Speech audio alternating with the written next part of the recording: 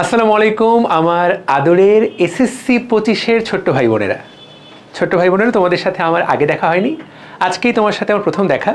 যদি এটা তোমার সাথে আমার প্রথম ক্লাস হয়, তোমার সবাইকে জানাচ্ছি আমি আমার পক্ষ থেকে ভালোবাসা। আমি আমার পরিচয়টা দিয়ে নিচ্ছি, তারপরে আমরা সরাসরি পড়ালেখায় ঢুকে যাব, কারণ পরশুদিন তোমাদের পরীক্ষা। আমি ডক্টর তোফায়েল আহমেদ, আমি পড়ালেখা করেছি ঢাকা মেডিকেল কলেজে। আমার এসএসসি ছিল 2010, তোমাদের চেয়ে অনেকটুকু সিনিয়র। আমি যখন ভর্তি পরীক্ষা দিই ঢাকা মেডিকেল কলেজে, আমি জাতীয় মেধায় 5ম হয়েছিলাম। জাস্ট তোমাদেরকে একটু অনুপ্রেরণা দেওয়ার জন্য কথাটা বলা। ছোট্ট ভাই বোনেরা, আমি তোমাদেরকে 3টা চ্যাপ্টার পরশুদিনের পরীক্ষার জন্য গুছিয়ে দিব। তোমরা যদি 3টা চ্যাপ্টার A to Z পড়ে ফেলো, মানে আমার ক্লাসটা দেখে ফেলো, আশা করি তুমি পরীক্ষায় পুরো কমন পেয়ে যাবা এবং পরীক্ষা সুন্দর করে লিখে আসতে পারবা। তোমরা তো এগুলো সবই পড়েছো, আজকে তো আর একদমই A to Z পড়ানো সম্ভব হবে না, কিন্তু কোন প্রশ্নগুলো পরশুদিন পরীক্ষায় আসবেই, কোনগুলো না পড়ে গেলে তোমার পরীক্ষার হলে একটু কষ্ট পেতে হবে, সেইগুলো আমি তোমাকে খেয়াল করিয়ে দিব এবং চেষ্টা করব গুরুত্বপূর্ণ জিনিসগুলো একবার ব্রেনের মধ্যে ঢুকিয়ে দেওয়ার। তো আমি কথা বাড়াবো না, আমি তোমাদেরকে চ্যাপ্টার 5, চ্যাপ্টার 6 এবং চ্যাপ্টার 7 দেখিয়ে দিব। চলো চ্যাপ্টার 5 দিয়ে শুরু করা যাক। চ্যাপ্টার 5, তুমি তাকায় দেখো, এই চ্যাপ্টারটার নাম, আমি জানি এটা খাদ্য, পুষ্টি এবং পরিপাক। তো এই যে চ্যাপ্টারটা খাদ্য, পুষ্টি, পরিপাক, তার মানে এখানে 3টা অংশ আছে। কখনো খাদ্য নিয়ে আলোচনা হবে, কখনো পুষ্টি নিয়ে, কখনো পরিপাক নিয়ে। তুমি যে পরীক্ষায় অংশ নিবা, পরীক্ষায় কিন্তু 3টা জায়গা থেকেই প্রশ্ন আসে। বিশ্বাস হয় না? আমি গ্যারান্টি দিলাম, তুমি যে পরশুদিন পরীক্ষা দিবা, আমি এখন যা পড়াবো এখান থেকে একটা প্রশ্ন আসবে। তুমি দেখো 2024 সালে ঢাকা, রাজশাহী, কুমিল্লা, যশোর, চট্টগ্রাম, বরিশাল, সিলেট, দিনাজপুর, ময়মনসিংহ, 9টা বোর্ড।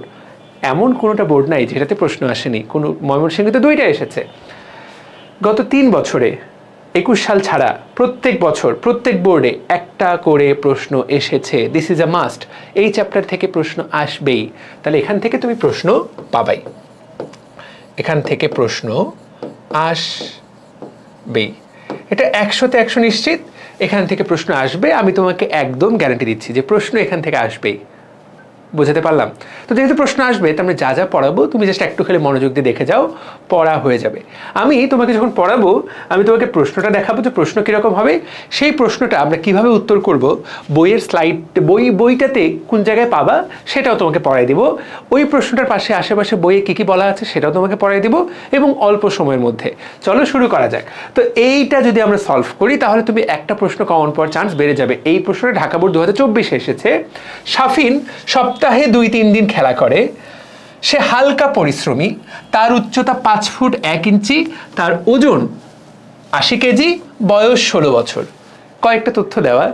তো আমরা সবাই জানি যে জ্ঞানমূলক এবং পরের যে অনুধাবনমূলক প্রশ্ন, সেই দুটো এটার সাথে সম্পর্কযুক্ত থাকে না, কিন্তু গ এবং ঘ এটার সাথে সম্পর্কযুক্ত থাকে। তার মানে আমরা এই তথ্যগুলোকে কাজে লাগাবো যখন গ এবং ঘ নাম্বার প্রশ্ন সলভ করব। তো তার আগে এখানে তো দুটো জ্ঞানমূলক দেওয়া, সেটা আমরা কেন তোমাকে দিলাম, কেন সেটা তোমাকে পড়তে বলছি, সেটা তো গুরুত্বপূর্ণ। তো সেটা দিয়েই আমরা শুরু করি, সেটা দিয়েই পড়া শুরু করি। তো এটা কিন্তু তোমার পরীক্ষায় আসতেই পারে। তুমি যে পরীক্ষায় অংশ নিবা, এটা কিন্তু তোমার পরীক্ষায় আসতেই পারে যে ডাই ব্যাগ কাকে বলে। এটা কিন্তু তোমার পরীক্ষায় আসতে পারে, ডাই ব্যাগ কাকে বলে।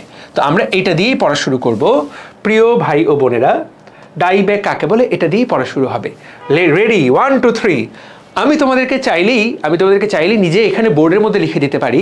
পরীক্ষার আগে এত লেখালেখির সময় নাই, ডিরেক্ট বই থেকে পড়ে ফেলতে হবে। তো আমি মনে করি যে যেহেতু সময় কম, আমাদের ডিরেক্ট বই থেকে পড়াটাই বুদ্ধিমানের কাজ হবে। আমি লিটারালি এইটাই মনে করি, বিশ্বাস করো। তোমার জাস্ট বইটা তুমি তো পড়েছো, তো এই প্রশ্নটা বইয়ের কোন জায়গা থেকে এসেছে? চ্যাপ্টার 5। আমরা চ্যাপ্টার 5-এ চলে আসি। আমি তোমাকে বইয়ের জায়গাটা মার্ক করে দিচ্ছি, তুমি তাকিয়ে দেখো। সো এই আমাদের খাদ্য, পুষ্টি, পরিপাক, কি সুন্দর ফলমূল, লাচ্ছি, ফালুদা, রাইট? তো এই চ্যাপ্টারটা তুমি জাস্ট বের করলা। চ্যাপ্টারটা বের করে তুমি যদি 3টা পেজ পার করো, তাহলে এখানে দেখবে একটা অসাধারণ বক্স দেওয়া আছে, পরীক্ষার জন্য খুব গুরুত্বপূর্ণ। অভাবজনিত লক্ষণ, রোগাক্রান্ত উদ্ভিদ, অর্থাৎ আমাদের গাছগুলার বেঁচে থাকার জন্য। দেখো, গাছ কিন্তু তোমার আমার মতো পোলাও মাংস খায় না, গাছ কিন্তু তোমার আমার মতো ডাল খায় না, তাই না? সবজি খায় না, আইসক্রিম খায় না, ও কি খায়? লবণ আর পানি। এই লবণের মধ্যে যে উপাদানগুলো থাকে, সেইগুলোর অভাবে গাছ অনেক রকম রোগ হয়। তার মধ্যে একটা উপাদানের নাম হলো সালফার, খুবই খুবই গুরুত্বপূর্ণ উপাদান। তার মধ্যে একটা গুরুত্বপূর্ণ উপাদানের নাম হলো সালফার। তো তুমি তাকায় দেখো, এইটা সবচেয়ে গুরুত্বপূর্ণ উপাদান। তাকায় দেখো সালফার। সালফারের অভাবে তুমি তাকিয়ে দেখো, সালফারের অভাবে মূল কাণ্ড পাতার শীর্ষ থেকে শুরু করে পর্যায়ক্রমে টিস্যু মারা যেতে থাকে, এইটাকে বলে ডাইব্যাক। তুমি এখানে তাকায় দেখো, ডাই মানে কি মারা যাওয়া, ব্যাক মানে কি পেছন দিকে। তাহলে সালফারে যখন গাছের সালফারের অভাব হয় তখন গাছের প্রথমে পাতার শীর্ষটা মারা যায়, তারপর আস্তে আস্তে পেছন দিকে আসে। প্রথমে এই জায়গাটা মৃত্যুবরণ করা শুরু করে, তারপর আস্তে আস্তে নিচের দিকে আসে, নিচে একটু পেছন দিকে ব্যাক, পেছন দিকটাও মারা যায়। তাহলে এই যে সালফারের অভাবে মূল কাণ্ড পাতার শীর্ষ থেকে শুরু করে পর্যায়ক্রমে যে অন্য টিস্যুগুলো মারা যাওয়া, এটাকে বলা হচ্ছে ডাইব্যাক। সবাই উত্তর করতে পারবো? এখান থেকে একটা এমসিকিউ হয়ে গেল। পরীক্ষায় যদি প্রশ্ন আসে যে ডাইব্যাক কিসের কারণে হয়, কিসের অভাবে হয়, উত্তর হবে সালফার। সালফারের অভাবে মূল কাণ্ড পাতার গাছের পাতার শীর্ষ থেকে পেছন দিকটা, মূল এখানে পাতার ছবি দেওয়া, বাট মূলেও মারা যায়, কাণ্ডও মারা যায়। এই লাইনটা লিখলেই তুমি 1 মার্ক পেয়ে গেলা। তাহলে ডাইব্যাক। এখন তোমার কি এই পেজ থেকে শুধু ডাইব্যাক থেকে প্রশ্ন হবে? সামনে কিন্তু এখান থেকে আরও প্রশ্ন পাবো। তো এই পেজটাতে যখন চলে আসলাম, চলো বাকিগুলোও না পড়ে ফেলি। চলো বাকিগুলোও পড়ে ফেলি। বাকিগুলো তোমাকে দেখো কিভাবে সাহায্য করবে। তুমি তাকায় দেখো, এই বক্স থেকে তুমি বেশ কিছু এমসিকিউ পাবা। তো এমসিকিউগুলো পরীক্ষার জন্য গুরুত্বপূর্ণ। সব এমসিকিউ তার পরীক্ষার আগে ধরে ধরে পড়ানো সম্ভব না, বাট আমি সবসময় যেটা করি, একবার যেখান থেকে প্রশ্ন আসে সেটা খুব গুরুত্বপূর্ণ বলে আমি মনে করি। তো আমি বিশ্বাস করি যে এই টপিকটা থেকে তোমার প্রচুর প্রশ্ন আসবে, সেই জন্য আমি মনে করি এই টপিকটা থেকে প্রচুর প্রশ্ন আসবে, সেই জন্য একটু খালি খেয়াল করে দিচ্ছি। তুমি তাকায় দেখো, পাতা হলুদ হয়ে যাওয়ার প্রক্রিয়াকে বলে ক্লোরোসিস। একটু পরেই তুমি এই এমসিকিউটা পাবা। ক্লোরোসিস কাকে বলে? পাতা, সবুজ পাতা হলুদ হয়ে যায়। দেখবা যে কোনো কোনো গাছের পাতাগুলো হলদে, সবুজ মনে হওয়ার কথা কিন্তু হলদে। এই প্রক্রিয়াটাকে বলে ক্লোরোসিস। পরীক্ষায় প্রশ্ন আসবে কিসের কিসের অভাবে ক্লোরোসিস হয়। দেখো লেখা আছে নাইট্রোজেন। নাইট্রোজেনের অভাবে ক্লোরোসিস হয়, কিন্তু শুধু নাইট্রোজেনের অভাবে না। তুমি তাকায় দেখো, লৌহ, ম্যাঙ্গানিজ বা দস্তা, এদের অভাবেও ক্লোরোসিস হতে পারে। তাহলে যারা কিনা ক্লোরোফিল তৈরি করে, নাইট্রোজেন ক্লোরোফিল তৈরি করে, লৌহ ক্লোরোফিল তৈরি করে, ম্যাঙ্গানিজ তৈরি করে, দস্তা তৈরি করে, এরা সবাই ক্লোরোফিল তৈরি করে। যারা ক্লোরোফিল তৈরি করে সেই আয়নগুলোর অভাব হলে গাছ ক্লোরোফিল তৈরি করতে পারে না, আর ক্লোরোফিল মানেই সবুজ, ফলে গাছটার পাতাগুলো সবুজ থাকে না, আস্তে আস্তে হলুদ হয়ে যায়। তাহলে এখান থেকে এই এমসিকিউটা তোমাকে পরীক্ষার জন্য পড়তে হবে, ঠিক আছে? আচ্ছা, তাহলে এই এমসিকিউটা তোমার পরীক্ষার জন্য পড়তে হবে। ক্লিয়ার? সুন্দর। তারপরে আর এখান থেকে কিরকম কিরকম এমসিকিউ আসতে পারে, আর কিরকম এমসিকিউ আসতে পারে, এখান থেকে জাস্ট এই এমসিকিউটা আসবে। তুমি তাকায় দেখো, ফসফরাসের অভাব হলে পাতাটা বেগুনি হয়ে যায়। ফসফরাসের অভাব হলে বেগুনি হয়ে যায়, এইটা আসবে। খুবই ইম্পর্টেন্ট, খুবই ইম্পর্টেন্ট। তারপর দেখো, পটাশিয়ামের অভাব হলে একদম এমসিকিউ আসবে। বিশ্বাস করছো না? পরীক্ষার হলে গিয়ে দেখো। পটাশিয়ামের অভাব হলে পাতার শীর্ষ এবং কিনারা হলুদ হয়ে যায় এবং মৃত অঞ্চল সৃষ্টি হয়। এই লাইনটা থেকেই প্রশ্ন আসবে, জাস্ট এই লাইনটা থেকে প্রশ্ন আসবে। পাতার শীর্ষ ও কিনারা হলুদ হয় কোনটার অভাবে? পটাশিয়ামের অভাবে। তো ডিরেক্ট পরীক্ষায় যদি প্রশ্ন আসবে তাহলে আশা করি আমরা পড়বো, আশা করি আমরা পারবো, ঠিক আছে? ওকে। তারপর এইখানে ক্যালসিয়ামের অভাবে কি হয়, একটা লাইন পড়ে ফেলবা। তুমি এখান থেকে যে লাইনটা পড়বা সেটা হলো পাতার, দেখো, ক্যালসিয়ামের অভাবে উদ্ভিদের বর্ধনশীল শীর্ষ অঞ্চল, বিশেষ করে পাতার কিনারা বরাবর অঞ্চলগুলো মরে যায়। এই লাইনটা যদি পরীক্ষায় আসে, পাতার কিনারা বরাবর, ক দিয়ে কিনারা, ক দিয়ে ক্যালসিয়াম, কোনটার অভাবে মরে যায়? ক্যালসিয়ামের অভাবে মরে যায়। বোঝাতে পেরেছি? ঠিক আছে। তারপর দেখো, তাহলে সালফারের অভাবে কি ছিল? এটা তো আমরা পড়লামই। সালফারের অভাবে কি ছিল? দেখো, সালফারের অভাবে শীর্ষটা মরে যাওয়া শুরু করে। তাহলে দেখো, আমি তোমাকে কতগুলো এমসিকিউ বলে দিলাম। লাস্ট এমসিকিউ এইটা চলে আসবে, ফুলের কুঁড়ির জন্ম ব্যাহত হয়। ফুলের কুঁড়ি, যেখান থেকে ফুলটা, কিসের অভাবে? বোরনের অভাবে ফুলের কুঁড়ির জন্ম ব্যাহত হয়। প্রিয় ছোট্ট ভাই বোনেরা, তোমাদেরকে আমি 6টা এমসিকিউ, 6টা জ্ঞানমূলক প্রশ্ন বলে দিলাম। একবার রিপিট করে দেই যাতে তোমার কালকে পরীক্ষা একদম পারো। ফুলের কুঁড়ি, বোরন, বড় কুঁড়ি মনে রাখবো, সালফার, ডাইব্যাক শীর্ষ থেকে ব্যাক, ডাই মানে মারা যাওয়া, তাহলে মরে যাওয়া শুরু করবে শীর্ষ থেকে, ঠিক আছে? ক্যালসিয়াম, কিনারা, ক দিয়ে ক্যালসিয়াম, ক দিয়ে কিনারাগুলো মরে যায়। পটাশিয়াম শীর্ষ, এইভাবে মনে রাখো, পটাশিয়াম পাতার শীর্ষ, প দিয়ে পটাশিয়াম, প দিয়ে পাতার শীর্ষ। ফসফরাস বেগুনি হয়ে যাবে। ক্লোরোসিস পাতা হলুদ হয়ে যাওয়াকে বলে ক্লোরোসিস। তো আমি প্রথম স্লাইডটাতে বেশ কিছুক্ষণ সময় নিলাম, প্রথম স্লাইডটাতে আমি চেষ্টা করলাম, আমি ইচ্ছা করেই প্রথম স্লাইডটাতে বেশ কিছুক্ষণ সময় নিলাম এই কারণে যাতে এই বক্সটা পুরোটা হয়ে যায়, তোমরা আমার পড়াটা বুঝতে পারো। তো যে এটা শুনলা, আমি তোমাকে 6টা MCQ বা 6টা জ্ঞানমূলক প্রশ্ন কভার করে দিলাম, তাই তো? এবার তুমি পরের প্রশ্নটা দেখো, আঁশ জাতীয় খাদ্যের ভূমিকা, আঁশ জাতীয় খাদ্যের ভূমিকা ব্যাখ্যা করো। তো আমরা বলেছি এই চ্যাপ্টারটার নাম খাদ্য, পুষ্টি এবং পরিপাক। তো এখানে খাদ্য নিয়ে অনেকগুলো কথা বলা হবে। আমি তোমাকে জাস্ট বইয়ের কোন লাইনগুলো তুমি এখন রাতের বেলা আজকে রিভাইজ করবা সেই লাইনগুলো তোমাকে দেখাই দিব। বইয়ের ওই লাইনগুলো থেকেই পরীক্ষা প্রশ্নটা দিয়ে দিয়েছে। তো খাবার অনেক রকম, আমরা সবাই জানি, আমরা 6 রকমের খাবার খাই, শর্করা, আমিষ, স্নেহ, তাই না? ওগুলো নিয়ে এখন প্রত্যেকটা নিয়েই পড়াবো। কিন্তু এই যে প্রশ্নটা, আঁশ জাতীয় খাবার আমাদেরকে কিসে সাহায্য করে, এখানে কয়েকটা গুরুত্বপূর্ণ তথ্য তোমাকে আমার জানাতে হবে। আঁশ জাতীয় খাবার বলতে আমরা কি বুঝি এবং সেটা আমাদেরকে কিভাবে সাহায্য করে, এই প্যারাটা তুমি আজকে রাতে পুরাটাই পড়ে ফেলবা, কারণ এটা খুব গুরুত্বপূর্ণ। তুমি অনেক সময় শুনবা যে সকল মানুষের হাগু হয় না, যারা পায়খানা করতে কষ্ট হয়, কোষ্ঠকাঠিন্য, তাদেরকে ডাক্তার বলে বেশি করে শাকসবজি খাবেন। তার মানে এই যে বেশি করে শাকসবজি খাবেন, এই যে শাকসবজি, ঠিক আছে,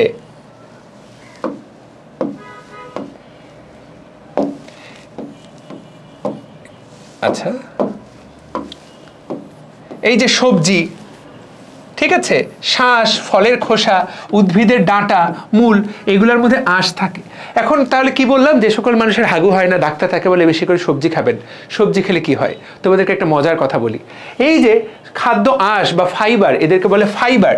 তোমার একটা পরীক্ষা MCQ আসবে, খাদ্য আঁশ বা ফাইবারের অপর নাম কি, তোমাকে বলতে হবে রাফেজ। এই যে রাফেজ, এটা খুব ইম্পর্টেন্ট, এটা MCQতে আসবে। খাদ্য আঁশ বা ফাইবারের অপর নাম কি? খাদ্য আঁশ বা ফাইবারের অপর নাম হলো, খাদ্য আঁশ বা ফাইবারের অপর নাম কি? এটা হলো রাফেজ। কথা ক্লিয়ার? তাহলে এটা হলো রাফেজ। এখন প্রশ্ন হবে, এই যে রাফেজ, এটার মূল উপাদান কি? এটাও MCQ খুব ইম্পর্টেন্ট, সেলুলোজ এবং লিগনিন। তো মনে রাখবা যে আঁশ, কে আঁশ খায়? শেলি একটা মেয়ের নাম, শেলি অনেক বেশি আঁশ খায়, সেলুলোজ এবং লিগনিন। কিন্তু যেটা সবচেয়ে মজার কথা সেটা হলো, আমরা মানুষ, আমরা কিন্তু সেলুলোজ খেয়ে হজম করতে পারি না। এই যে চারপাশে ঘাস, লতা পাতা, এগুলো কারা খেয়ে হজম করতে পারে? গরু, ছাগল, ওরা এগুলোকে খেয়ে হজম করতে পারে। কিন্তু দেখো, আমরা হয়তো মাঠের ঘাসটা খাই না, কিন্তু ঘাসের মতোই তো আমরা, বাঁশ তো একটা স্পেশাল টাইপ অফ ঘাস, বাঁশ, তারপরে ধান, গম, এগুলো তো ভাই স্পেশাল টাইপ অফ ঘাস থেকে তৈরি। বা আমাদের চারপাশে যে গাছপালাগুলো আছে, খেয়াল করো তো, গরু দেখবো মানুষের ক্ষেত খেয়ে ফেলে, ফসলের ক্ষেত খেয়ে ফেলে, ওরাও পাতা খায়, আমরাও তো সবজি আকারে পাতাই খাই। জিনিস তো দিন শেষে একই, পাতা, গাছ, এগুলো কি? শেলি, সেলুলোজ, লিগনিন। বিশ্বাস করো, এগুলো আমরা খেয়ে হজম করতে পারি না। আমরা এই জিনিসগুলোকে খেয়ে হজম করতে পারি না, তারপরও আমরা খাই। আর হজম করতে পারি না বলেই আমরা খাই, এটাই মজার কথা। তাকায় দেখো, এই যে জটিল শর্করা, এই জটিল শর্করাগুলোকে গরু, ছাগল, মহিষ, তারা কিন্তু এগুলোকে হজম করতে পারে। আমরা মানুষ এগুলোকে হজম করতে পারি না, এবং আমরা এগুলোকে হজম করতে পারি না বলেই আমরা এগুলা খাই। তুমি দেখো, হজম হয় না, তারপরে তুমি এদিক দিয়ে ঢুকলো, এগুলো অনেক বেশি পানি শোষণ করতে পারে। এই শাকসবজি বা সেলুলোজ, লিগনিন, এদের একটা ক্ষমতা আছে, এরা অনেকটুকু পানি শোষণ করতে পারে। ফলে তুমি তোমার ঘরে যে টিস্যুটা আছে, ওটা কিন্তু সেলুলোজ টিস্যু, টয়লেট টিস্যু বা হাত মোছার টিস্যু, তুমি এটা পানিতে ভেজাও, দেখবা ওই টিস্যুটা কতটা ভারী হয়ে গেল। টিস্যুটা তো এমনি পাতলা, টিস্যুটাকে পানিতে ভেজাও, দেখবে এটা অনেক শক্ত, ভারী হয়ে গেছে। তো আমরা যখন এই শাকসবজিগুলো খাই, তখন সেটা যখন যায় আমাদের খাদ্যনালী দিয়ে, যাওয়ার পথে সে পানি আকর্ষণ করে, ফলে সে অনেকটুকু ভারী হয়ে যায়। ফলে আমাদের পেটের নাড়িভুড়ির ভেতরে যতগুলো ময়লা আছে, হাগু আছে, সবগুলোকে চাপ দিয়ে বের করে ফেলে। এই জন্য আমরা শাকসবজি খাই। তুমি তাকায় দেখো, এরা কি করে? পানি শোষণ করে, পানি শোষণ করে মলের পরিমাণ বৃদ্ধি করে, এবং বৃদ্ধি করে মলের পরিমাণ বৃদ্ধি করে, ফলে হাগু হয়ে যায়। তাহলে এই জন্য তুমি তাকায় দেখো, যে নিয়মিত হাগু করে বা যার নিয়মিত মল নিষ্কাশন হয়, তার দেখো খাদ্যনালীর ক্যান্সারের সম্ভাবনা অনেকটা কমে যায়। এবং যে নিয়মিত হাগু করবে, সে কিন্তু মোটাও হবে না, তার বেশি বেশি ক্ষুধাও লাগবে না এবং শরীরে চর্বিও জমবে না। বুঝাতে পারলাম?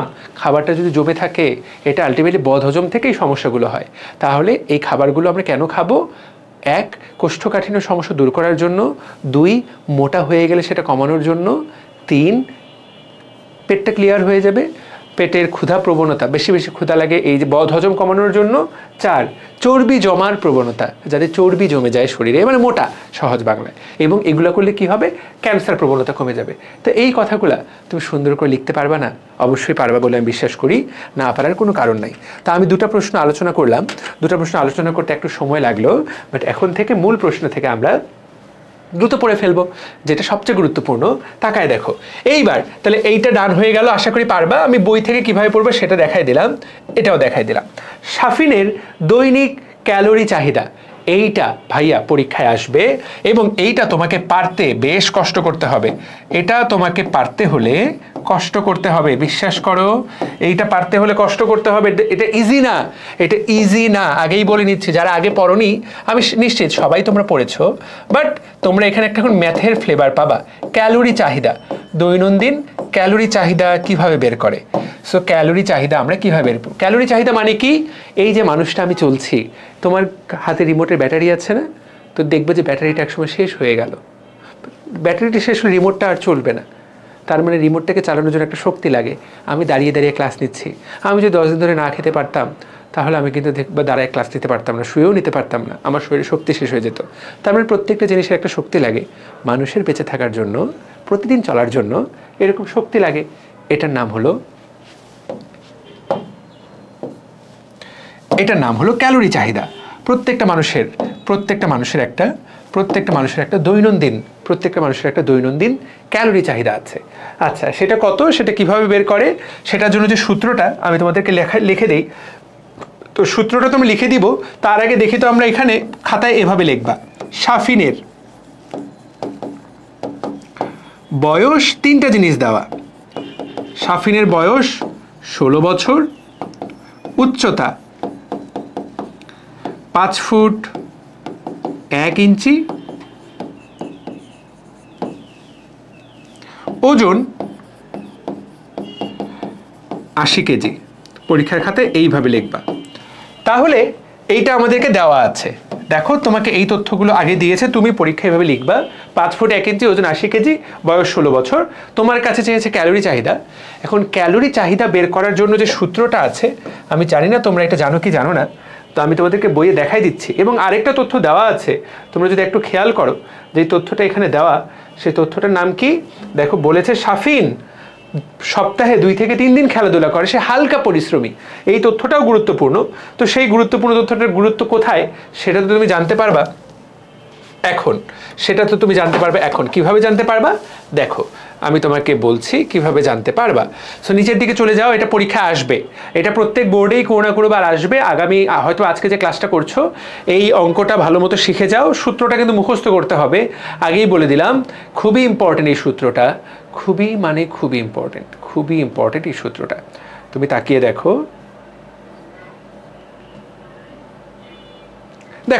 তো এই যে ক্যালোরি হিসাব, তো এখানে হেডলাইনটার দিকে তাকাও, বিএমআর এবং বিএমআই। আচ্ছা, তো আমরা দুইটা শব্দ শিখবো, আমরা দুটাই শব্দ শিখবো, বিএমআর শব্দটাও শিখবো, আমরা বিএমআর শব্দটাও শিখবো, বিএমআই শব্দটাও শিখবো, কোনো সমস্যা নাই।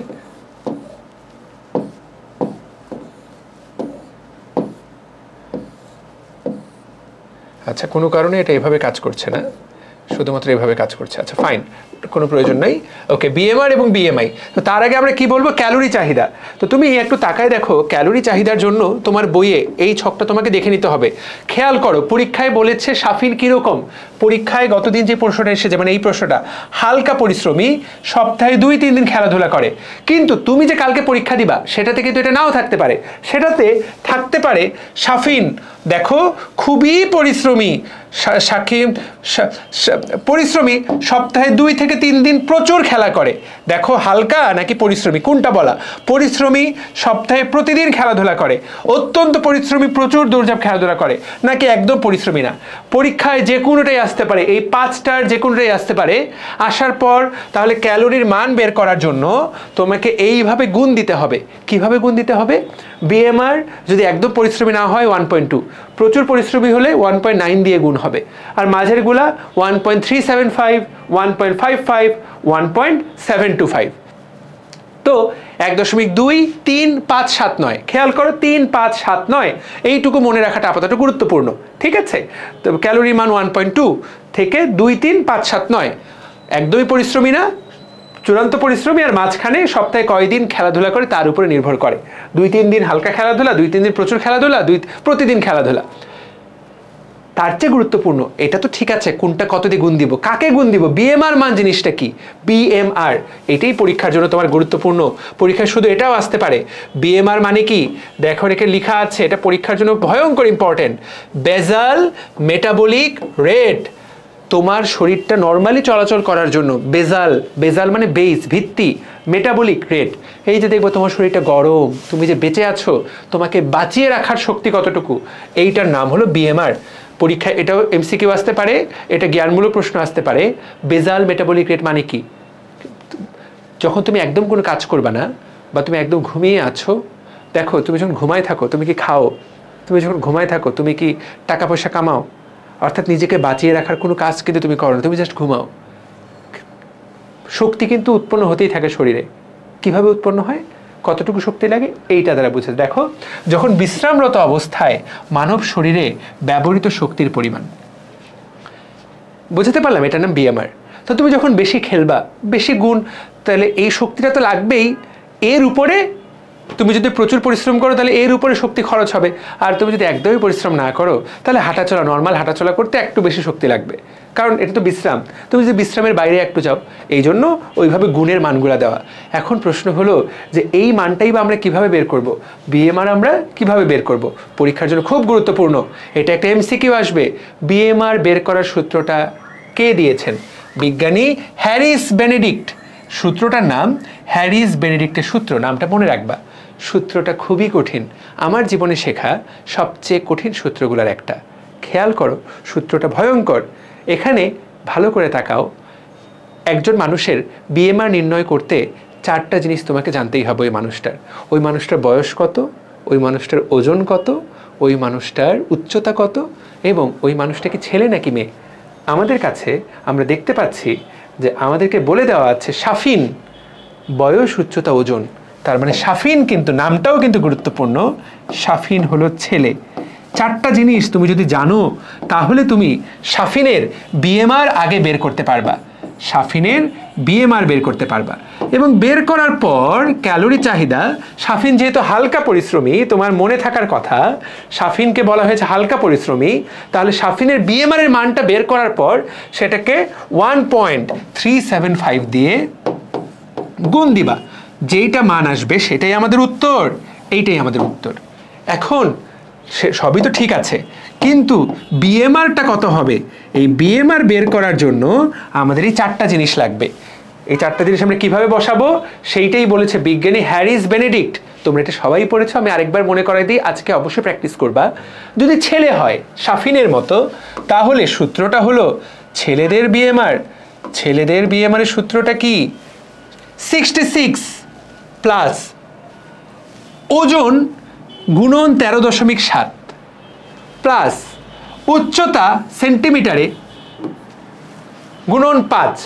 ওজনটাকে 13.7 দিয়ে গুণ, উচ্চতাটাকে 5 দিয়ে গুণ, বিয়োগ, ভালো করে তাকাও, বয়সটা 6.8 দিয়ে গুণ করে বিয়োগ হয়ে যাবে। কঠিন, খুব কঠিন। আবারও দেখো, 66 প্লাস ওজন 13.7 গুণন 80 প্লাস উচ্চতা, তো এই যে 5 ফুট 1 ইঞ্চি, তুমি এটাকে সেন্টিমিটারে কনভার্ট করতে হবে। কিন্তু দেখো 5 ফুট মানে কি, 1 ফুট মানে 12 ইঞ্চি, তার মানে 61 ইঞ্চি, রাইট। 5 ফুট 1 ইঞ্চি সমান 61 ইঞ্চি। তাহলে তুমি হিসাব করো, 1 ইঞ্চি সমান 2.54, বাংলা ইংলিশ মিক্সড হয়ে যাচ্ছে, 2.54 সেন্টিমিটার, অতএব 61 ইঞ্চি সমান কি? ক্যালকুলেটর মেরে দাও, ক্যালকুলেটর মেরে দিলেই উত্তর হয়ে গেল।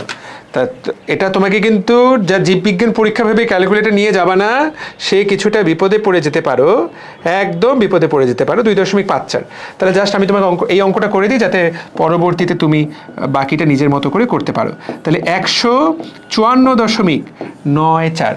তাহলে দেখো তো এই সেন্টিমিটারটাকে আমরা কত দিয়ে গুণ দিব? এটা মুখস্থ রাখতে হবে, 5 দিয়ে গুণ, 5 দিয়ে গুণ, 5 গুণন 154.94 বিয়োগ 6.8 গুণন তার বয়স।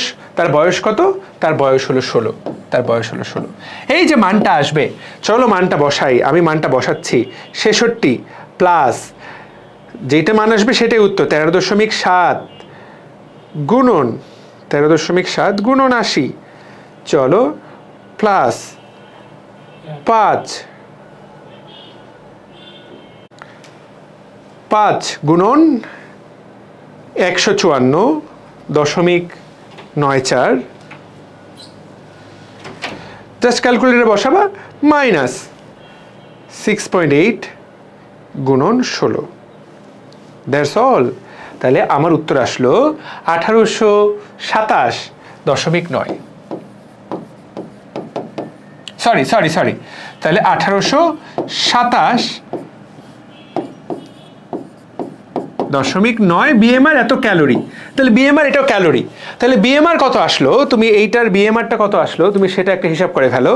এইটা এখন তুমি এই 1827.9 গুণন 1.375 এইটা গুণ দাও, জাস্ট এটাকে 1.375, সহজ, 2513, দ্যাট ইজ আওয়ার অ্যান্সার, 2513.36.25।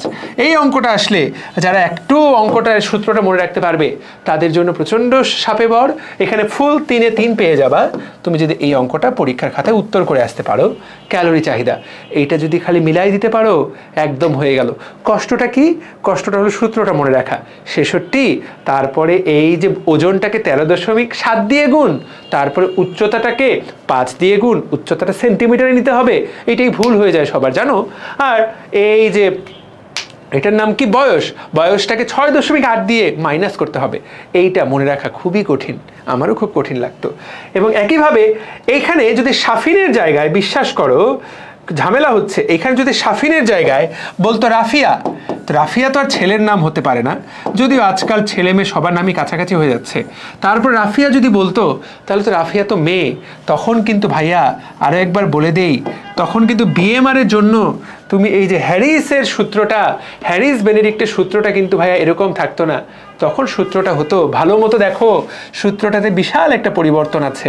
বিশাল মানে কি? বিশাল 655 প্লাস ওজনটাকে এখানে ছিল 13.7, ওখানে হলো 9.6 প্লাস এখানে ছিল 5, এখানে 1.8 দিয়ে গুণ, এখানে এটা, এখানে 4.7। কষ্ট করে 1 2 3 4 5 6 7 8 8টা সংখ্যা মনে রাখতে হবে। আজকে পরশুদিন পরীক্ষা বা কালকে পরীক্ষা, এই ভিডিওটা তুমি কখন দেখছো আমি জানি না, তুমি 2 বার করে সংখ্যাগুলো লিখবা, উত্তর করতে পারবা। খেয়াল করবা প্রশ্নপত্রে কি বলা আছে, সে কি ধরনের পরিশ্রমী, সে কি পরিশ্রমী না, সে কি পরিশ্রমী না, নাকি সে হালকা পরিশ্রমী, নাকি সপ্তাহে 2-3 দিন প্রচুর খেলা করে, নাকি পরিশ্রমী প্রতিদিন প্রচুর খেলা করে, নাকি প্রচুর দৌড়ঝাঁপ খেলাধুলা করে অত্যন্ত পরিশ্রমী। যেইটা হবে বিএমআর বের করার পর সেইটা দ্বারা তুমি গুণ করে দিবা, গুণ করে দিলে তুমি উত্তরটা পাবা। আমি যেটা পড়ালাম আমি গ্যারান্টি দিলাম তুমি পরীক্ষায় এরকম প্রশ্ন পাবা, তবে মান সংখ্যা চেঞ্জ করে দিবে, ফলে উত্তরটা আলাদা আসবে, কিন্তু এই টপিক থেকেই প্রশ্ন আসবে। তাহলে চলো পরের প্রশ্নটা দেখে ফেলি। আমরা যেটা একটা টপিক পড়লাম, একটা পড়া আসলে একটা হলো না, আমরা আসলে একসাথে অনেকগুলো পড়া পড়ে ফেললাম, এটা তুমি একটু পরে টের পাবা। আমরা আসলে মনে হচ্ছে একটা পড়া পড়লাম, কিন্তু আমরা আসলে অনেকগুলো পড়া পড়ে ফেললাম। একটা আদর্শ বিএমআই এর গড় মানের ক্ষেত্রে কি করা উচিত, তুমি এখানে দেখো এই প্রশ্নটা ভুল, মানে টাইপ করতে ভুল হয়েছে, আমি বলে দিচ্ছি। তো সাফিনের বিএমআই, সাফিনের ওজন 80, তো প্রশ্নটা হলো যে এই সাফিনকে যদি আদর্শ বিএমআই যেতে হয় তাকে কত ওজন কমাতে হবে। এরকম প্রশ্ন তোমার আসবে, বা তার কত ওজন কমানো উচিত। তো সেইটা করার আগে জাস্ট তোমাদেরকে আমি জানিয়ে দেই কত ওজন কমানো উচিত তা কীভাবে হিসাব করে সেটা আমি তোমাকে জানিয়ে দিচ্ছি। বইয়ের মধ্যে যেই টপিকে আমরা আছি সেটারই পড়া এটা। আমরা এখন যেই টপিকে আছি এটা সেইটারই পড়া, যে বিএমআই জিনিসটা কি। দেখো বডি মাস ইন্ডেক্স, এটা কি পরের পেজে সুন্দর করে বলা আছে, what is body mass index. তুমি তাকায় দেখো বিএমআই, বডি ম্যাস, ম্যাস মানে শরীরের কতটুকু ওজন, ভর, বডি ম্যাস ইন্ডেক্স। দেখো বিএমআই, দেহের ওজন কিভাবে, সূত্রটার দিকে তাকাও, বাই দেহের উচ্চতা বাই মিটার স্কোয়ার, খুবই ইম্পর্টেন্ট।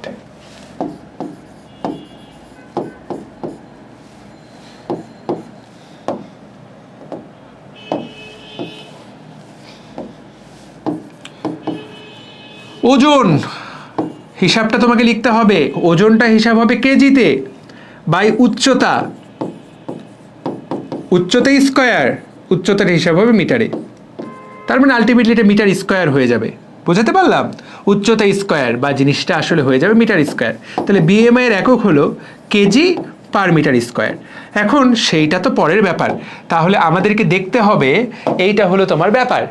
এখন এখানে বলেছে যে আদর্শ, এই যে সাফিন, ও যে 80 কেজি ওজন, ওর আদর্শ উচ্চতা হলে, মানে ওর আদর্শ ওজন কত হতে হলে কত হতো, যেটার জন্য ওকে 80 থেকে কমাতে হতো। মানে ব্যাপারটা হলো যে বিএমআই জিনিসটা কি, যার ওজন যত হওয়া উচিত। আমরা এটা তো পারি, যার ওজন যত হলে আদর্শ, সেটাই হলো ধরো বিএমআই, আদর্শ বিএমআই, সেটাই হলো আদর্শ বিএমআই। মানে কি ভাইয়া? আমি ভাইয়া মানে বুঝিনি, আপনি এটা যে কি পড়াচ্ছেন আমি বুঝতেছি না। দেখো যাদের বিএমআই 18, যাদের বিএমআই এর মানটা 18.5 থেকে 24.9, আমরা তাদেরকে বলবো সুস্বাস্থ্যের আদর্শ মান। যার মানটা 24.9 এর বেশি, মানে কি 25 থেকে বেশি, আমরা তাদেরকে বলবো মোটা। দেখো 25 থেকে 29 এটাকে বলে অতিরিক্ত ওজন, 30 থেকে 34 এটাকে বলে মোটা হওয়ার প্রথম স্তর, 35 থেকে 40 এইটা হলো দ্বিতীয় স্তর, 40-এর উপরে অতিরিক্ত মোটা। এখান থেকে এমসিকিউ আসবে, মোটা হওয়ার প্রথম স্তরের মান কত, দ্বিতীয় স্তরের মান কত, অতিরিক্ত ওজনের মান কত, পরীক্ষায় আসবে।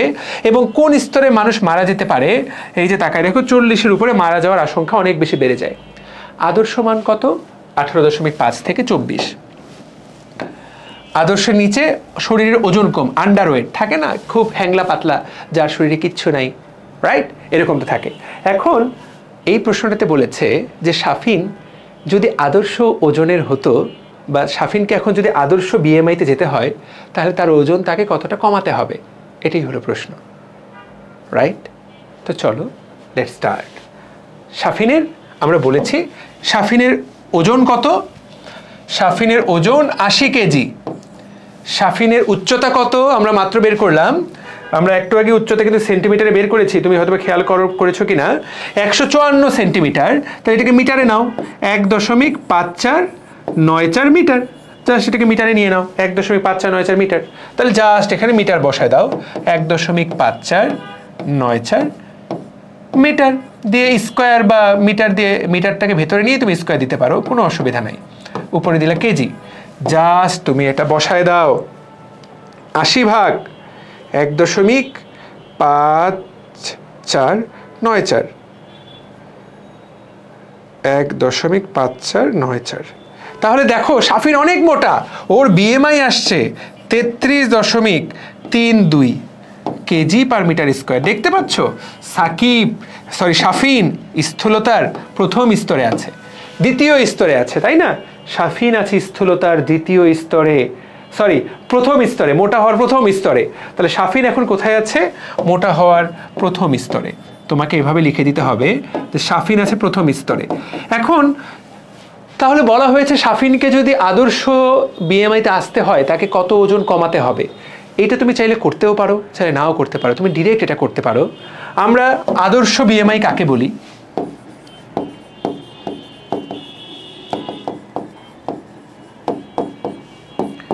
আদর্শ বিএমআই 18.5 থেকে 24.9, তাই না? এই রেঞ্জ।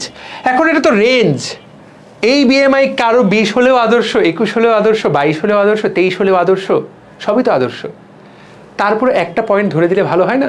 তো আমরা এটাকে গড় করি চলো। তো আসলে এটা গড়টা তাহলে এই দুইজনের মাঝের সংখ্যাটা। তো এটার গড় মান কত দাঁড়ায়? 18.5। তুমি জাস্ট বলবা যে আমরা আদর্শ বিএমআই চিন্তা করার জন্য আমরা এইভাবে হিসাবটা করতে পারি। আমরা আদর্শ বিএমআইয়ের জন্য আমরা হিসাবটা এইভাবে করব।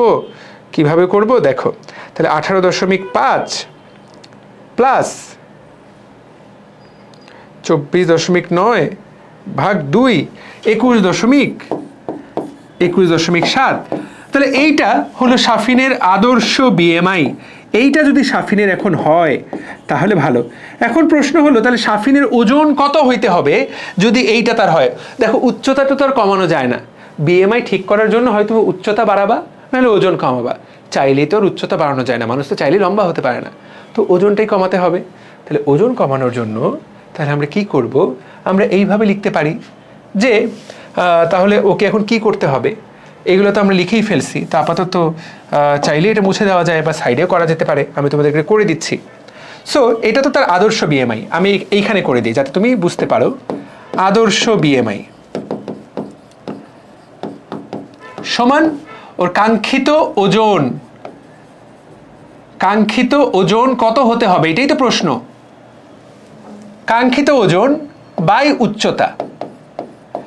তো অতএব কাঙ্ক্ষিত ওজন সমান উচ্চতা গুণন বিএমআই। উচ্চতা কত? 1.5494 মিটার। বিএমআই কত? 21.7। ডান। তাহলে এইটা জাস্ট তুমি বসায় দাও, 1.5494 গুণন 21.7।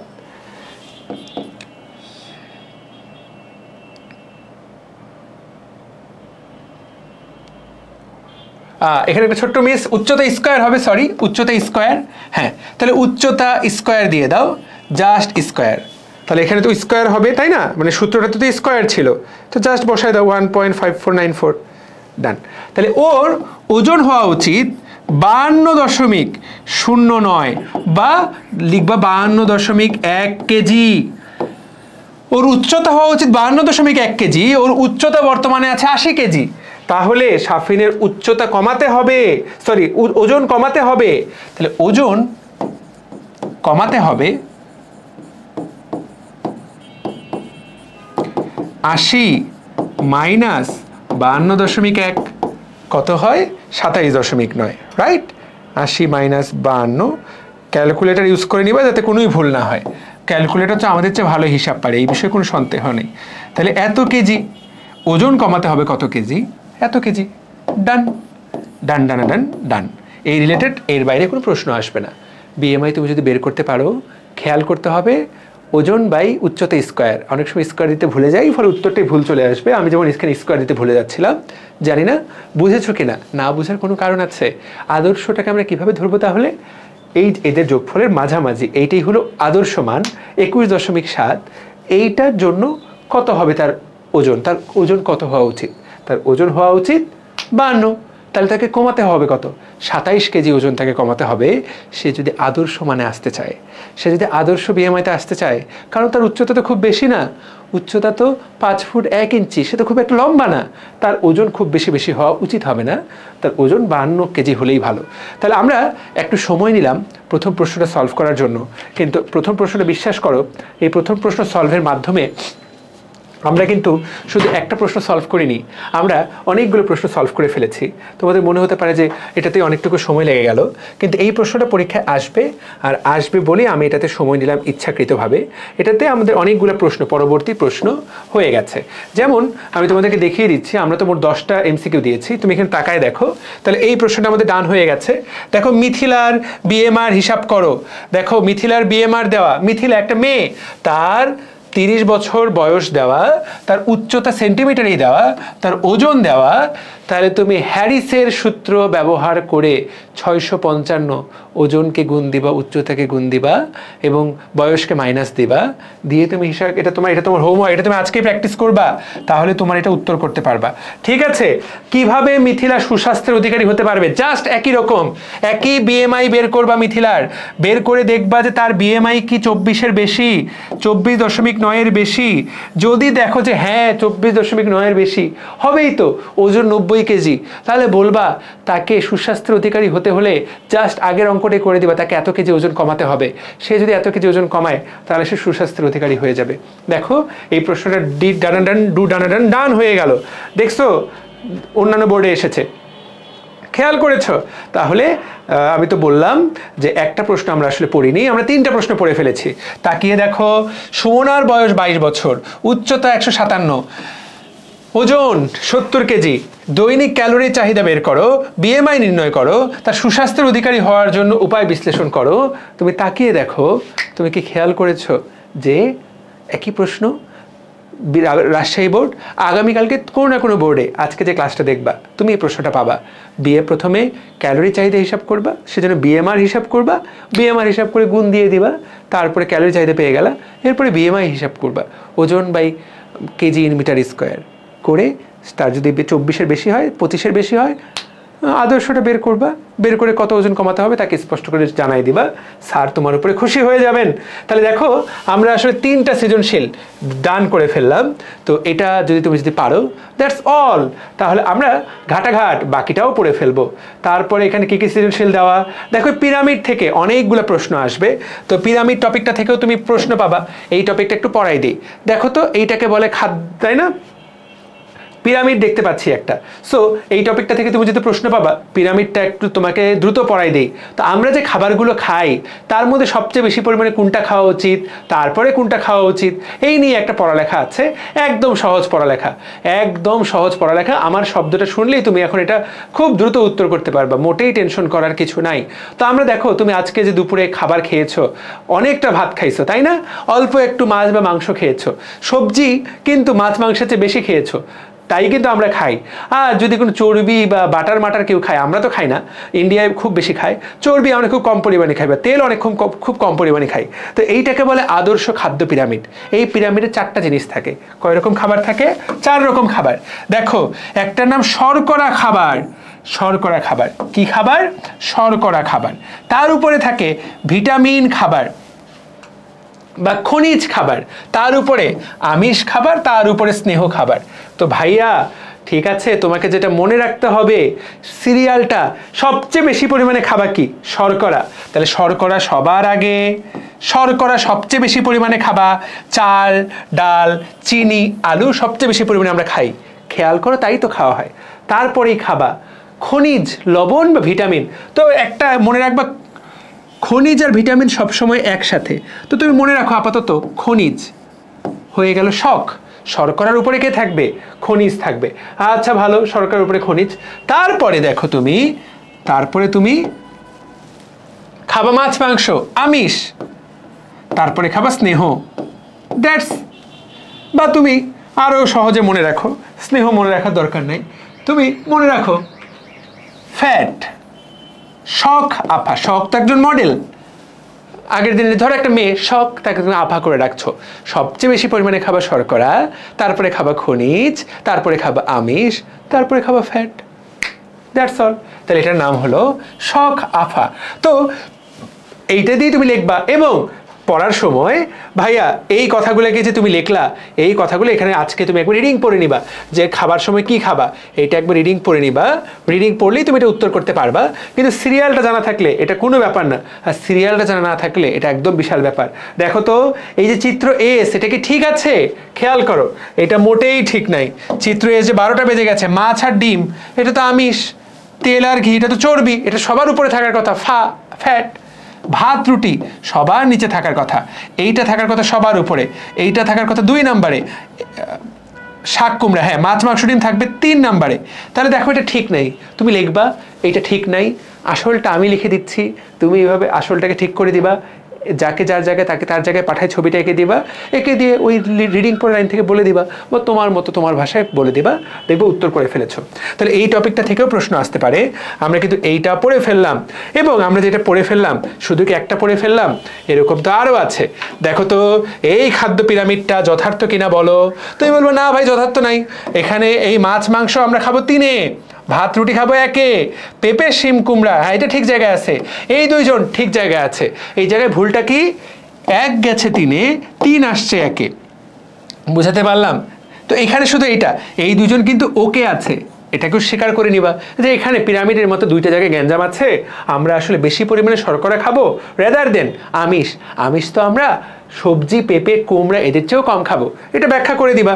বুঝাতে পেরেছি? তাহলে দেখো যথার্থ কিনা সেটা তুমি বলে দেবো যথার্থ না। আর আদর্শ খাদ্য পিরামিডে কি হবে, ওই প্যারাটা, বইয়ের এই প্যারাটা সুন্দর করে একবার লিখে দিবা, এই প্যারাটা একবার রিডিং আজকে রাতে পড়ে নাও, দেখবে উত্তর করতে পারবা। তাহলে দেখো পিরামিড জাতীয় একটা প্রশ্ন আসবে, যেটাও আমরা উত্তর করতে পারলাম। তাই তো পিরামিড থেকে একটা প্রশ্ন আসবে, ডান, আর 2টা প্রশ্ন আসবে। তুমি যদি এই 2টা কাভার করে ফেলো, তোমার 100% তুমি কমন পেয়ে গেলা, একদম 100% কমন পেয়ে গেলা। সেটা কি ভাইয়া, সেটা কি কমন পেয়ে গেলাম? তুমি তাকায় দেখো, এটা হলো এ, এখানে আমরা মার্ক করতে ভুলে গেছি, ABC। দেখো চিত্রে চিহ্নিত AB চিহ্নিত খাদ্য উপাদানের পরিপাক বিভিন্ন স্থানে বিভিন্ন হয়, বিশ্লেষণ করো। আর C চিহ্নিত খাদ্য উপাদান মানবদেহে কিভাবে পরিপাক হয়। তার মানে খেয়াল করো, এটা হলো শর্করা, শর্করা খাবার কিভাবে পরিপাক হয় সেটা তোমার কাছে জানতে চেয়েছে। মাছ মাংস মানে আমিষ, আমিষ কিভাবে পরিপাক হয় সেটা তোমার কাছে জানতে চেয়েছে। এটা হলো ফ্যাট, ফ্যাট জাতীয় খাবারের পরিপাক কিভাবে হয় সেটা তোমার কাছে জানতে চেয়েছে। এগুলো তুমি চাপা মারলে উত্তর করতে পারবে না।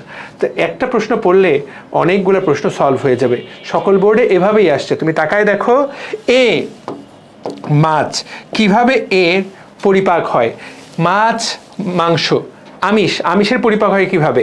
তারপর বি, এদের গুরুত্ব বিশ্লেষণ করো, মানে ফলমূল কেন তুমি খাবা। এটা তো একটা আর্টসের বাচ্চাও পারবে সায়েন্সের বাচ্চার তুলনায়, কিন্তু পরিপাক কিভাবে হয় মূলত এই রিলেটেড প্রশ্ন আসছে। তারপর তারপর তারপর তারপর তারপর তারপর তুমি তাকায় দেখো, মুখগহ্বর, গলবিল, অন্ননালী, তারপরে কি হবে, পাকস্থলী, ক্ষুদ্রান্ত, বৃহদান্ত্র। বলেছে এখানে টি আর এস, এস আর টি, পাকস্থলী এবং ক্ষুদ্রান্তে কিভাবে খাদ্য পরিপাকে এনজাইমগুলো ভূমিকা রাখে সেইটা বলো। এবং চিত্র এক্স মানে কি, এটা পরিপাক তন্ত্র, এটার একটা চিহ্নিত চিত্র আঁকো। তার মানে পরিপাক নালীর কোথায় কিভাবে পরিপাক হয় সেটা নিয়েও একটা প্রশ্ন আসতে পারে। ওকে, আসতে তো অনেক কিছুই পারে। লাস্ট আরেকটা টপিক, এই টপিকটা দিয়ে শুরু করবো, সবগুলোতে শেষ করবো। মোট 3টা টপিক পড়লেই তুমি 100% কমন পেয়ে যাবা, কালকের পরীক্ষায় 100% কমন পেয়ে যাবা, 100% কমন পেয়ে যাবা। দেখো শিক্ষা সফরে বাচ্চারা গেল, তারা ভাত আর রুটি খাইলো 300 গ্রাম, ভাত আর রুটি খাইলো, মাংস আর ডাল খাইলো 200 গ্রাম, তেল আর মাখন খাইলো 50 গ্রাম। তারা কতটুকু শক্তির খাবার খাইলো, খাবার থেকে প্রাপ্ত মোট শক্তি। এই খাবারগুলা কিভাবে পরিপাক ঘটে, অর্থাৎ শর্করার পরিপাক কিভাবে হয়, আমিষের পরিপাক কিভাবে হয়, তেলের পরিপাক কিভাবে হয়। বারবার বলছি, পড়া কিন্তু ওই ঘুরে ফিরে একটাই, এইরকম একটা ছবি দিবে, দিয়ে বলবে চিত্রটিতে আর অংশটা কিসের অংশ, ক্ষুদ্রান্তের অংশ। এই ক্ষুদ্রান্তে কিভাবে খাবার পরিপাক হয় সেটা তুমি বলো। তাহলে প্রিয় ভাই ও বোনেরা, তাহলে 3টা জিনিস তোমাকে, তুমি যদি শিখে যাও তুমি সব উত্তর করতে পারবা। কোন 3টা জিনিস? 1, পরিপাক নালীর কোথায় কিভাবে খাদ্য পরিপাক হয়, তোমরা এটা অলরেডি পারো, আমি জাস্ট তোমাকে দেখাই দেব কোন কোন এনজাইম কেমনে মনে রাখবা যাতে কালকে ভুল না হয়। পরিপাক নালীতে খাদ্য পরিপাক, কারো না কারো এই প্রশ্নটা তো আসবেই। 2, কোন খাদ্যের কিভাবে পরিপাক, খাদ্য বলতে শর্করা, আমিষ, চর্বি, এদের পরিপাক হয় কিভাবে সেটা নিয়ে একটা আলোচনা হবে। আর 3, খাদ্যের ক্যালোরি মান, তুমি এতটুকু খাবার খাইলা, এখান থেকে কতটুকু শক্তি পাইলা। তুমি যদি এই 3টা পড়ে ফেলো তুমি উত্তর করতে পারবা। চলো শুরু করা যাক। তুমি যদি এটা করো তাহলে লেটস স্টার্ট, কিভাবে উত্তর করতে পারবা। চলো শুরু করা যাক। দেখো এই যে কতটুকু খাবার খেলে কি শক্তি পাবা সেটা দিয়ে আমাদের আলোচনা শুরু হবে, যা সেইটা পড়াই দিব সবার আগে। কতটুকু খাবার, তাকায় দেখো, রেডি, দেখো এই বক্সটা মুখস্থ করতে হবে। শর্করা জাতীয় খাবার খেলে তুমি 4 কিলো ক্যালোরি শক্তি পাবা, আমিষ জাতীয় খাবার খেলে 4 কিলো ক্যালোরি শক্তি পাবা, চর্বি জাতীয় খাবারের 1 গ্রাম খেলে 9 কিলো ক্যালোরি শক্তি পাবা। পরীক্ষায় প্রশ্ন আসবে সবচেয়ে বেশি শক্তি কি খেলে পাবা? চর্বি জাতীয় খাবার খেলে তুমি সবচেয়ে বেশি পরিমাণে শক্তি পাবা, তারপরে আমিষ জাতীয় খাবার খেলে পাবা, তারপরে শর্করা জাতীয় খাবার খেলে পাবা। খেয়াল করো দুজনেই কিন্তু সমান, শর্করা আর আমিষ একই জাতীয় শক্তি পাবা, এটা কিন্তু গুরুত্বপূর্ণ। শর্করা এবং আমিষ কিন্তু তুমি একই শক্তি পাচ্ছ, দেখেছো তো? দেখো এখন এটা একটু নর্মাল অঙ্ক। তোমাকে বললো তুমি 100 গ্রাম চর্বি খাইলা, তাহলে কতটুকু শক্তি পাবা? 9, 100 × 9, 900 ক্যালোরি। তোমাকে বললো তুমি 50 গ্রাম আমিষ খাইলা, তাহলে কতটুকু পাবা? 200 ক্যালোরি।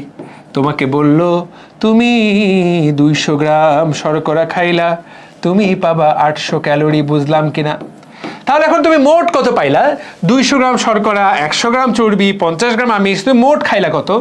যোগ করে দাও, 900, 200, 800, 1900 কিলো ক্যালোরি শক্তি। তুমি 1900 ক্যালোরি শক্তি পেয়ে গেলা। এইটাই তো প্রশ্ন। একটু আগে যে প্রশ্নটা বললাম, ওই যে ওরা পিকনিকে ঘুরতে গিয়ে খাওয়া দাওয়া করলো, এইটাই তো প্রশ্ন, কতটুকু কি খাইছে। তাহলে হিসাবটা দেখো, ভাত রুটি শর্করা 300 গ্রাম খাইছে, 300 × 4, তার মানে 1200 ক্যালোরি। মাংস ডাল 200 গ্রাম খাইছে, 200 × 4 মানে 800 ক্যালোরি। মাখন ইন্টু 9, 400, বাংলা ইংলিশ সব মিক্সড হয়ে গেছে না, 450 ক্যালোরি। তাহলে ভাই যোগ করে দাও, 450, 400, 1200, 2050 ক্যালোরি। যার ব্রেনে এই সূত্র জানা, তাহলে মোট কতটুকু খাইছে? 2050। ডান। ওকে, তাহলে কিভাবে ক্যালোরির হিসাব হবে? তুমি জাস্ট কত গ্রাম, একদম পানির মতো সহজ। ক্যালোরির হিসাব কিভাবে হবে? একদমই সহজ। 4, 4, 9 শর্করা, আমিষ, স্নেহ, কোনটা কত গ্রাম সেটাকে এটা দিয়ে গুণ দিয়ে দিবা, এবং উত্তরটা কিন্তু ক্যালোরিতে হবে। CAL বড় হাতের C দিবা, বা বাংলায় লিখবা ক্যালোরি। এই ভুলটা না হলে তোমার কিন্তু ভুল থেকে যাবে। আচ্ছা ফাইন, তাহলে ক্যালোরির হিসাবটা তোমাকে আমি ডান করে দিলাম। ওকে, গ্রেট। এবার তারপরে প্রশ্ন যেটা আসবে, সেটা হলো কোন খাবার, এই যে খাবারগুলো খাইলা, কোন খাবার কোথায় পরিপাক হয়, কিভাবে পরিপাক হয়, বা পরিপাক নালীর পাকস্থলীতে কিভাবে পরিপাক হয়, ক্ষুদ্রান্তে কিভাবে পরিপাক হয়, এটাই আমাদের মূল পড়া। এটা পড়ে ফেললে এই চ্যাপ্টার আমাদের পুরো শেষ হয়ে গেল। তুমি যদি 2x স্পিডে ক্লাসটা করে থাকো, 30 মিনিটে পুরো চ্যাপ্টারটা তোমাকে আমি গুছিয়ে দিলাম, এবং বিশ্বাস করো এই 30 মিনিট 30 মিনিট একদমই লিভিং দ্যাট ড্রিম, একদম 30 মিনিট আমি তোমাকে পুরোটা গুছিয়ে দিচ্ছি। সো চলো দেখছি আমরা। তো এখানে যা বললাম একদম তুমি কমন পেয়ে যাবা, একদম কমন পেয়ে যাবে। এখন আমাদের মূল পড়া বলতে এই চ্যাপ্টারের সবচেয়ে গুরুত্বপূর্ণ, অন্যতম গুরুত্বপূর্ণ, সবচেয়ে গুরুত্বপূর্ণ যা যা ছিল সব আলোচনা করা হয়ে গেছে। তো এটা অন্যতম গুরুত্বপূর্ণ।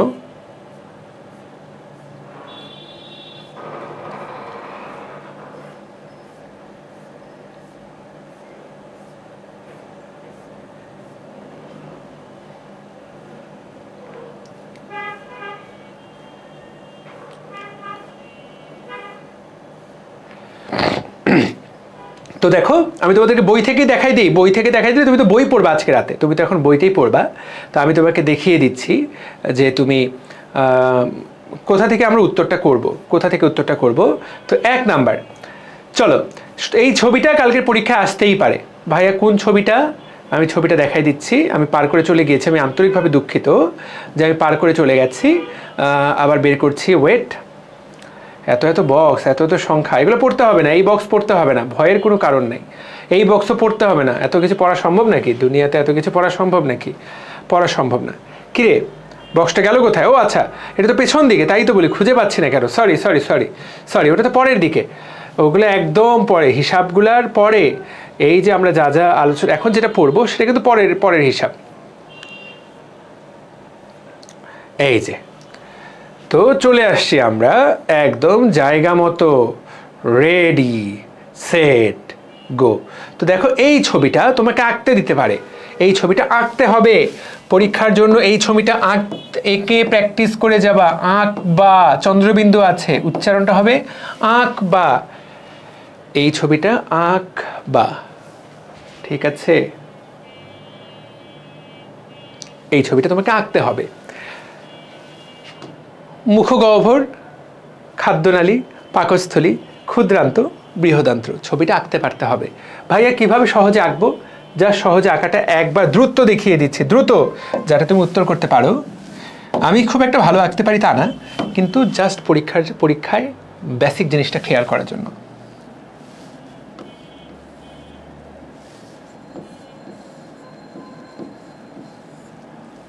মুখ দিয়ে দিলা, জিহ্বা দিয়ে দিলা, এটা আমাদের মুখ। গলবিল, খাদ্যনালী এইভাবে নামাই দিবা, পাকস্থলী দিয়ে দিবা, ডিওডেনাম দিয়ে দিবা, একদম এভাবে পেঁচানো পেঁচানো সাপের মতো দিবা, দিবা দিবা দিবা দিবা দিবা সাপের মতো, এটার তো আর কোনো ডিজাইন নেই, দিলা। ক্ষুদ্রান্ত, এই বৃহদান্ত্র, এখানে অ্যাপেন্ডিক্স, এটা হলো অ্যাপেন্ডিক্স, এই যে বাড়ানো অংশটুকু অ্যাপেন্ডিক্স, এইভাবে গেলা। কোলন, সিগময়েড কোলন, এই মলাশয়, ডান। তুমি জাস্ট ডু ডান ডান ডান করে ফেলবা। তাহলে এইভাবে মার্ক করে দিবা, যে কোনো এক পাশে মার্কিংটা করবা। তা আমি মার্কিংটাকে ওই পাশে করছি যাতে তোমার বুঝতে সহজ হয়। মুখগহ্বর, গলবিল, অন্ননালী, পাকস্থলী, duodenum, jejunum, ileum, caecum, appendix, colon, কোলনটা অন্য কালার দিয়ে দিই যাতে তোমার বুঝতে অসুবিধা না হয়। কোলন, সিগময়েড কোলন, মলাশয়, এই তো। একবার দ্রুত লিখে দিই যাতে তোমার বুঝতে অসুবিধা না হয়। মুখ গহ্বর, গলবিল, অন্ননালী,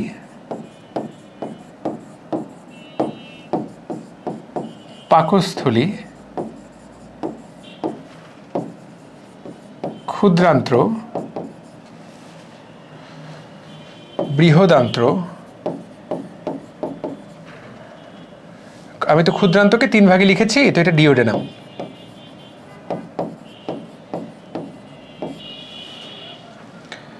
জেজুনাম, ইলিয়াম, সিকাম, এটা হলো সিকাম, এটা হলো সিগময়েড কোলন, এটা মলাশয়। তোমার বইয়ে এগুলো দেওয়া, তুমি তাকায় দেখো এগুলো দেওয়া আছে, সিকাম সবই দেওয়া, ঠিক আছে? তাহলে এটা পরিপাক নালী এঁকে ফেললাম আমরা। তোমাকে পরীক্ষায় কি আসছে খেয়াল করবা, পরিপাক নালী যদি আসে তাহলে এইটা হলো পরিপাক নালী। পরীক্ষায় তোমার কাছে পরিপাক নালী চেয়েছে এবং এটাই চাইবে, পরিপাক নালী।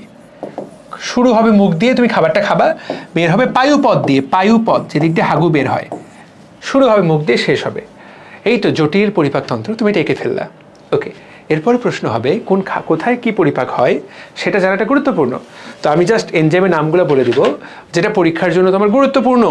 Ready set go. ভাই তোমার পরীক্ষার জন্য এখানে কয়েকটা এমসিকিউ আছে, এমসিকিউগুলো একটু দেখে নাও। আচ্ছা, এখানে মেইন কথাগুলো একটু বলে দিই, তাহলে তোমার কাজে লাগবে। মুখগহ্বর সবচেয়ে ইম্পর্টেন্ট, যেটা মনে রাখবা, মুখগহ্বরে শুধুমাত্র শর্করা খাবারের পরিপাক হয়। এটা কালকেই পরীক্ষায় আসবে, তুমি আকাশ থেকে তখন পড়বা। মুখগহ্বরে শুধুমাত্র খাবার আমরা 6 ধরনের খাই, মাত্র শর্করার পরিপাক 1 ধরনের খাবারের পরিপাক মুখগহ্বরে হয়। এখানে যে এনজাইমগুলো থাকে তার নাম মোটা এনজাইম, মোটা, টায়ালিন আর মল্টেজ। তাহলে মোটা এনজাইম মল্টেজ আর টায়ালিন শর্করাকে পরিপাক করে, ডান। তাহলে শর্করার পরিপাক শুরু হয় কোথায়? মুখে। কিন্তু আমরা যে মাংসগুলো খাই, তেলগুলো খাই, ওগুলোর মুখে কোনো পরিপাক হয় না, তারপরে মুখগহ্বরে ওদের কোনো পরিবর্তন হয় না। আচ্ছা, দ্যাটস ফাইন, মুখগহ্বরে কোনো পরিবর্তন নাই। তারপরে মুখগহ্বরে তো আর কোনো খাবারের পরিপাক নিয়ে কথা নাই, এখানে বলছে দাঁত। দাঁত থেকে প্রশ্ন আসবে, দাঁত কয় ধরনের? স্থায়ী দাঁত 4 ধরনের, নামগুলো পড়ে নিবা। কর্তন, ছেদন, অগ্রপেশন, passion, incisor, canine, premolar, molar.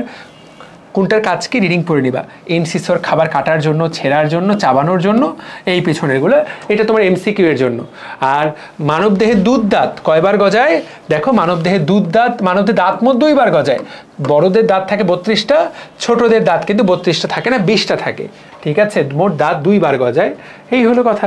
আচ্ছা ঠিক আছে, এইগুলো না হয় কি কথা হচ্ছে হোক, এগুলো না হয় যেই কথা হবার সেটা না হয় সেই কথাই হোক। ওকে, দাঁতের গঠন টঠন থেকে তোমার প্রশ্ন তেমন একটা আসবে না, এমসিকিউ কিছু আসতে পারে, যারা পড়েছো তারা ভালো। ক্ষুদ্রান্ত, তো ক্ষুদ্রান্ত বৃহদান্ত্র দ্যাটস ফাইন, কিন্তু এইগুলো জাস্ট তুমি রিডিং পড়ার জন্য পড়তে পারো, এমসিকিউর জন্য পড়তে পারো, কিন্তু পরীক্ষার জন্য কি এগুলো লিখবো? পরীক্ষার জন্য লিখতে হবে এই যে খাদ্য পরিপাক্রিয়া কোথায় কি ঘটে এইখান থেকে। তো তাকায় দেখো পাকস্থলিতে, এটাই পরীক্ষায় দিয়ে দিতে পারে। পাকস্থলিতে খাবারের কিভাবে পরিপাক হয়? মনে রাখবা পাকস্থলিতে শুধুমাত্র আমিষ, আফার পরিপাক হয়। আফা, পাকস্থলিতে আমিষ এবং ফ্যাটের পরিপাক হয়, এইটা মনে রাখবা। পাকস্থলিতে আমিষ আর ফ্যাটের পরিপাক হয়, এবং খুব ইম্পর্টেন্ট, আমিষের পরিপাক কে করে? কোন এনজাইম? তোমাকে এটা লিখতে হবে, পেপসিন এনজাইম। একটা লাইন যদি লেখো তাহলে এটা লিখবা, পাকস্থলিতে আমিষ জাতীয় খাবারকে পরিপাক করে পেপসিন এনজাইম, সেটা আমিষকে ভেঙে পলিপেপটাইড বানায়। সবাই বলো মারহাবা। একটু মজা করলাম তোমাদের সাথে, যাতে ক্লাসটা শুনে শুনে বোরিং না হয়ে যাও। তাহলে পাকস্থলিতে আমিষ খাবারগুলোকে ভেঙে পলিপেপটাইড বানায়, আমাদেরকে এটা মনে রাখতে হবে। পাকস্থলীকে আমিষকে ভেঙে কি বানায়? পপাই। মনে রাখবা, আমিষকে ভেঙে, আমিকে পপাই বানায় দেয় কে? পেপসি খেলে। পেপসি খেয়ে আমি পপাই হয়ে যাব, মানে আমিষটা পলিপেপটাইড পপাইয়ে পরিণত হবে। এখন প্রশ্ন হবে পেপসিটা আসবে কোথা থেকে? পেপসিটা আসবে পেপসিনোজেন থেকে। পেপসিটা পাকস্থলিতে সবসময় থাকে, কিন্তু সেটা থাকে পেপসিনোজেন অবস্থায়। পাকস্থলিতে থাকা HCl অ্যাসিড সেটাকে পেপসিন বানায় দেয়, পরবর্তীতে সেটাই কাজটা করে। তাহলে এটা খুবই গুরুত্বপূর্ণ, এইটা খুবই খুবই খুবই খুবই গুরুত্বপূর্ণ। তাহলে পাকস্থলিতে আফার পরিপাক হয়, এই লাইনটা আসলে সত্যি, কিন্তু তোমাদের ক্লাস 9-10-এর বইয়ে এই লাইনটাকে সত্যি বলেনি। তারা বলেছে পাকস্থলিতে শুধুমাত্র আমির পরিপাক হয়, আমিষ, আফার পরিপাক হয় না।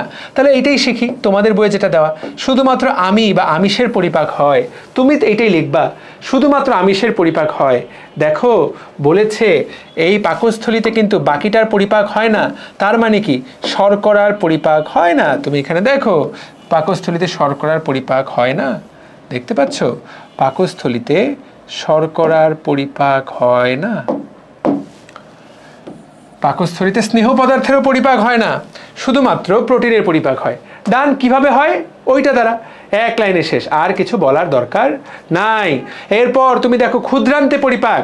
ক্ষুদ্রান্তে ভাই সবার পরিপাক হয়, এই কথাটা তুমি জেনে যাও। ক্ষুদ্রান্ত, তোমাকে জাস্ট দ্রুত লাইন লিখে দেই। পাকস্থলিতে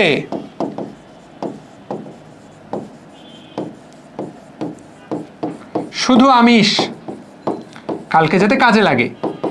একটা এনজাইম বললে পেপসিন। মুখগহ্বরে শুধু শর্করা, একটা এনজাইম বললে মল্টেজ টায়ালিন। ক্ষুদ্রান্তে সব শর্করা, আমিষ, স্নেহ, শর্করা সবগুলাই হয়, আমিষ, স্নেহ, তিনটারই পরিপাক হবে ক্ষুদ্রান্তে। তাহলে তিনটার যেহেতু পরিপাক হবে, 3 রকম এনজাইম লাগবে। এনজাইম 3টার নাম দেখো, খেয়াল করো 3 রকম হবে। তাহলে সবার আগে শর্করা পরিমাপের এনজাইমের নাম কি? অ্যামাইলেজ। সকল শর্করা গ্লুকোজে পরিণত হবে, এটার নামই তো পরিপাক। এগুলো তোমরা অলরেডি পড়েছো, খালি খেয়াল করাই দিলাম। একটু আগে যে পোপাইয়ে পরিণত হয়েছিল উপরে পাকস্থলিতে, সেই পোপাইগুলা এখন অ্যামাইনো অ্যাসিডে পরিণত হবে। কিসের প্রভাবে? ট্রিপসিন। এই এনজাইমটা খুব গুরুত্বপূর্ণ, ট্রিপসিন। আর স্নেহ পদার্থগুলা দেখো, লাইপেজ এনজাইম লিপিডকে যে ভাঙে তার নাম লাইপেজ। তারা স্নেহ পদার্থকে ভেঙে ফ্যাটি অ্যাসিড ও গ্লিসারল বানায়। ফ্যাটি অ্যাসিড ও গ্লিসারল। তাহলে এনজাইম তিনটার নাম অ্যামাইলেজ,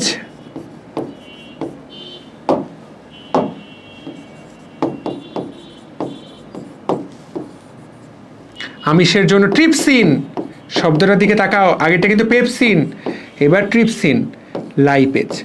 এই 5টা এনজাইমের নাম তুমি যদি পরীক্ষার খাতায় ঠিকঠাক লিখে দাও ভাই, তোমার উত্তর সঠিক। কারা কিসে পরিণত হবে? শর্করাগুলো পরিণত হবে গ্লুকোজে, মনে করাই দেওয়ার জন্য যাতে কালকে ভুল না করো।